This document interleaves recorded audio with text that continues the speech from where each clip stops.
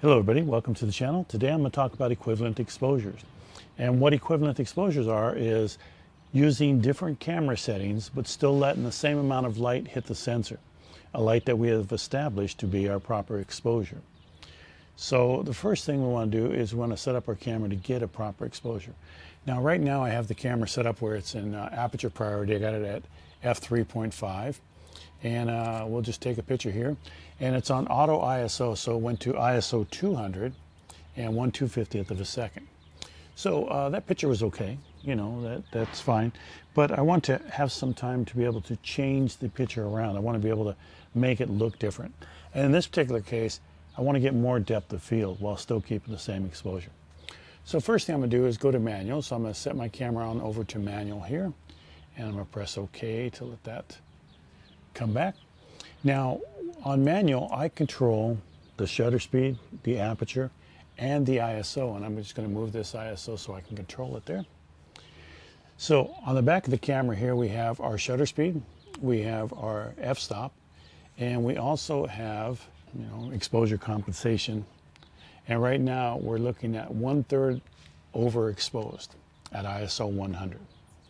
So if I take this picture right now, we have a picture that's a little bit overexposed, but it's not too bad. I mean, it's just a tiny bit. Now, the way that we can tell if we have a proper exposure for manual is by using that exposure index right there. And by adjusting things around, you can see that that index is going to move around, and we get it to where we think is the proper exposure, which I'm going to use the center for this example of it, where it's 0, compensation on either side. We have ISO 100, f8, at 1/25th of a second. I think it said 1/25th of a second, but it's actually 125 a second. So this one here, we have a rather slow shutter speed, but a good depth of field here. So when we take the picture, we can see that we have the first 2 flowers are in focus there. And I sort of want to get more than that. I want to get more than that in focus. So I want to make an equivalent exposure. Well, if I take and I move my f-stop up to, let's say, f32, you can see that the screen gets black. And if we take a picture now, we're going to have a black image because we've just not let enough light in there. We've closed our aperture way down, but we still have the same shutter speed. So what we're going to have to do here is we're going to have to move our shutter speed. Oops, let me go back to the aperture. We're going to have to move our shutter speed down. And as I get down further, when I finally get to 0, I'm at 1/8 of a second. So equivalent exposures, generally if you go to a higher number on one, you're going to go to a lower number on the other. So I went to a higher number at f32, so I have to go down to a lower number at 1/8 or 1/8 of a second here. So at ISO 100. So now let's take this picture here. And we have pretty good depth of field. If we look at the picture, first I should try to focus everything correctly. So my manual focus, let me get a nice focus here. And I'll take this shot. And so they're all pretty much, you know, outside of the very back one is out of focus, but the rest are pretty much in focus. And that works good for us. We like that, but the only problem is I have a slight wind. And at 1/8 of a second, that thing is moving around, and you can see it moving around here in the camera, that it's moving back and forth.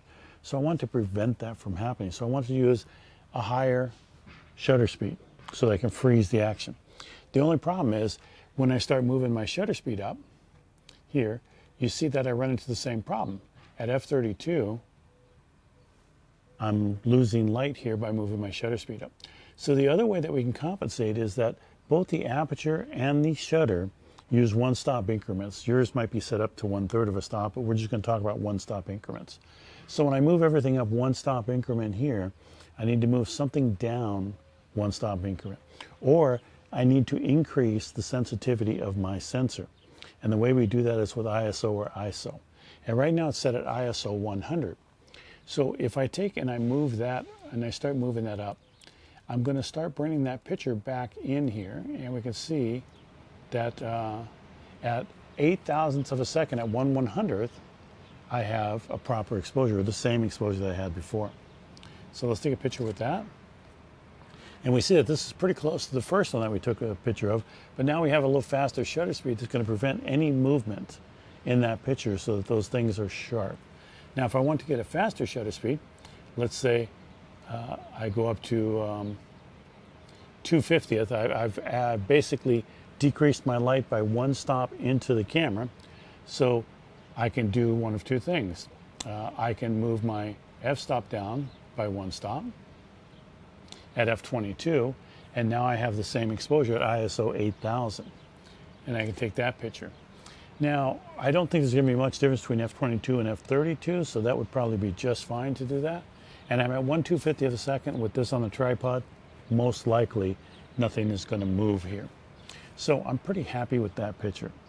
So this is what equivalent exposures will allow us to do. So I can get maximum depth of field on my picture and still get a fast shutter speed, and that's by moving up the ISO. Now, when we increase the ISO, we do induce noise into our picture. We incur noise in there. On a proper exposure, it's not as bad as if it's underexposed or overexposed, but we do start to induce noise in there. And there's plenty of programs. There's Topaz denoiser, there's Lightroom denoiser, there's Photoshop denoiser. All of those things, there's On1 denoiser. All of those things can go and help you remove that noise in a controlled way. So don't be afraid to set the ISO up to get the maximum shutter speed and the maximum depth of field that you want. So here, let's say it was a really windy day, and let's go with 1/500th of a second here.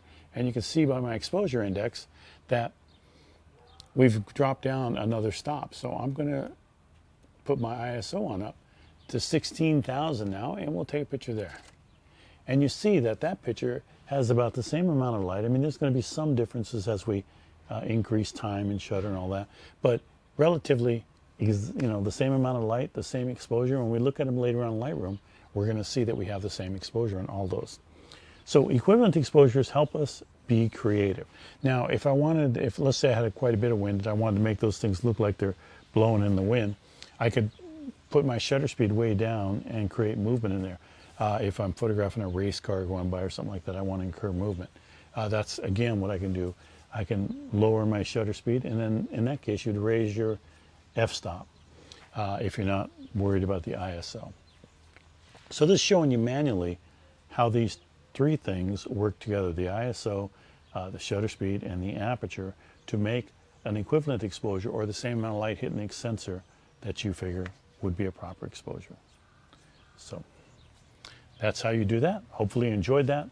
Please do check in again. I'm going to be doing a lot of videos for my classes going on YouTube, which will have some introduction videos and some advanced videos, so about photography and about videography. So stay tuned. Thanks for watching so far. Take care.